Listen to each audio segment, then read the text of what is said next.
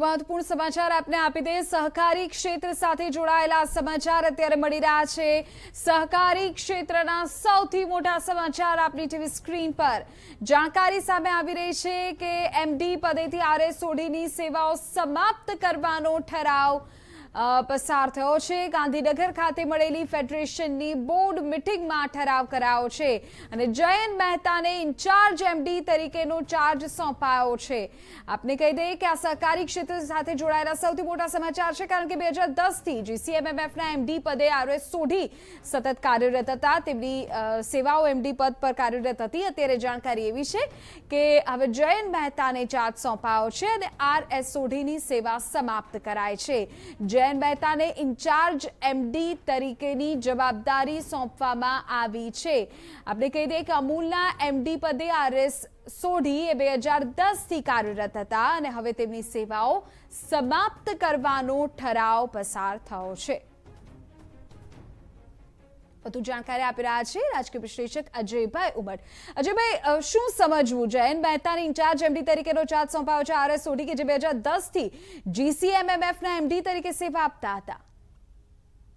મને એવું લાગે છે વિધિ કે આ રાજકીય દ્વેષભાવનો ભોગ સોઢી જેવા અધિકારી બન્યા છે અને હંમેશા સત્તાનું પરિવર્તન થાય છે ત્યારે એક વાલા દવલાની નીતિ હોય છે અને ક્યારેક મને એવું લાગે છે કે રાજકીય ખેંચતાણ પણ હોય છે, પરંતુ એ બધી રાજકીય ખેંચતાણને કારણે એક વ્યક્તિ કે જે કમસે કમ 30 થી 35 વર્ષ સુધી તમારે ત્યાં હેડ ઓફ ધ ઇન્સ્ટિટ્યૂટ તરીકે રહ્યા છે, જેને ઘણી બધી આંતરરાષ્ટ્રીય ખ્યાતિ મળી છે અને ડોક્ટર કુરિયન પછી જે આટલી બધી સારી સુદીર્ઘ સેવા જેને આપી છે એને આટલું અનસેરેમોનિયસલી અશોભનીય રીતે એને હોદ્દા પરથી દૂર કરવો મને બહુ ઉચિત લાગતું નથી।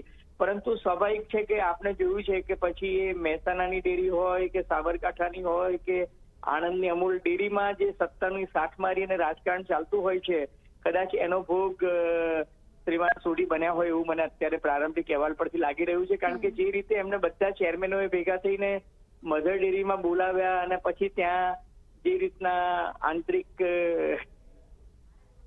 ઓકે, આરએસ સોઢી આપણી સાથે ફોન લાઈન પર છે। સર, જાણકારી એવી છે કે હવે જયંત મહેતાને ઇન્ચાર્જ એમડી તરીકેની जवाबदारी सौंपाई है, आप શું કહેશો આ તબક્કે અત્યારે?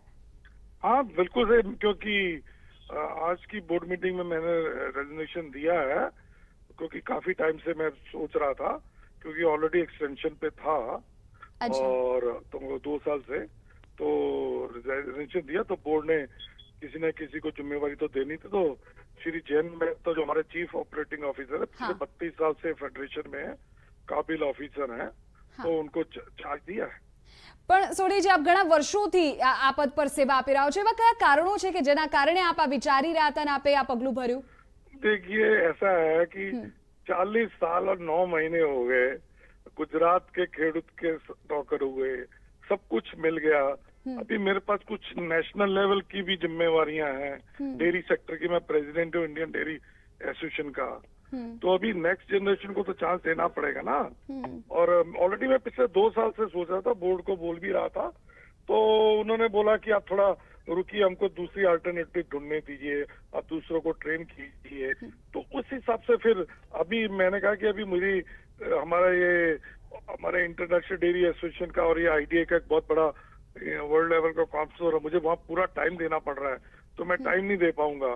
तो फिर उन्होंने बड़े लाला के उन्होंने बोला कि आप रहो, पर मैंने कहा नहीं, मुझे अभी जाने का। अच्छा, तो એ આરએસ સોઢીનું ડિસિઝન હતું?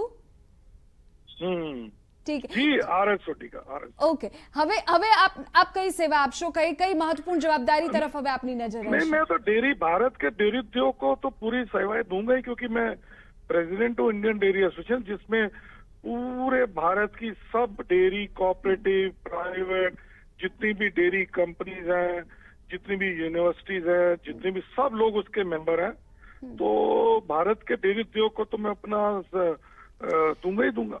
સર, આરએસ સોઢી આ રાજીનામું આપ્યું, આપ એમની પાછળ કયા મુખ્ય કારણો જવાબદાર માનો છો? જ્યારે આપે આ પ્રસ્તાવ રજૂ કર્યો ત્યારે શું રિએક્શન્સ આપની કમિટીના જે મેમ્બર્સ છે એમના તરફથી મળ્યા? શું કોઈ નારાજગી આની પાછળ કારણભૂત માની શકાય સર? नहीं, मुझे किसी ने कोई नाराजगी नहीं बताई। हाँ। और ऐसा है भी नहीं। आरएस सोढ़ी ની ખુદની કોઈ નારાજગી હતી સર?